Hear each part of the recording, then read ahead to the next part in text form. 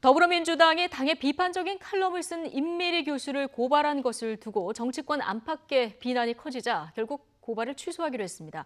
한국당은 당명에만 민주가 들어있지 행태는 반민주적이라고 강하게 비판했는데요. 국회로 가보겠습니다. 나연수 기자. 네, 국회입니다. 민주당만 빼고 이 제목의 칼럼을 쓴 임미리 교수, 민주당이 이제 선거법 위반 혐의로 고발을 한 건데 어제까지는 좀 완고한 입장이었습니다. 하루 만에 그런데 고발을 취하하기로 했군요.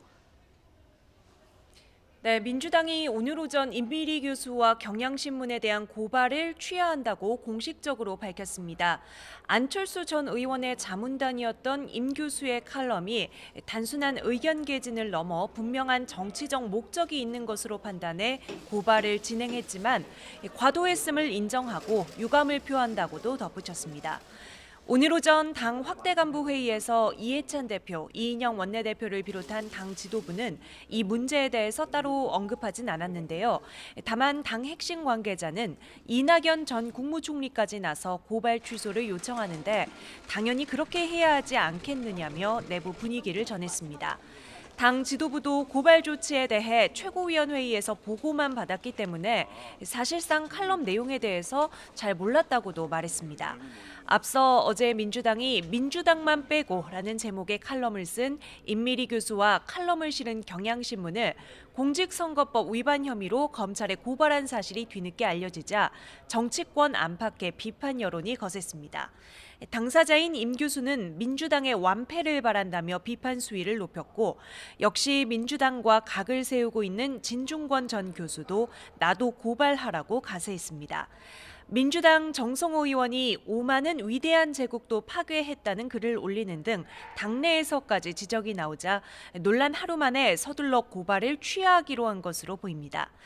자유한국당 심재철 원내대표는 오전 회의에서 이름에만 민주가 들어갔지 행태는 반민주적이라고 몰아세웠습니다. 민주당은 애초에 고발 자체가 과도했다는 것을 자인하는 셈이라 총선을 앞둔 여당으로서는 적잖은 타격을 입은 모양새입니다. 네, 총선 관련한 분위기도 좀 알아볼까요? 여야 모두 본격적인 공천 준비 한창이죠. 네, 민주당은 어제 저녁 4.15 총선 공천을 위한 경선 지역 52곳의 명단을 발표했습니다.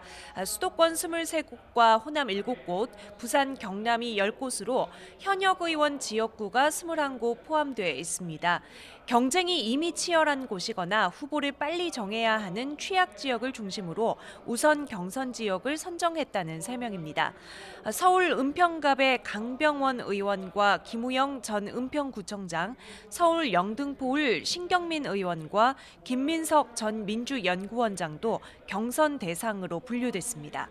또 청와대 선거 개입 의혹으로 기소된 송병기 전 울산경제부시장도 심규명 변호사와 경선을 치르게 됐습니다.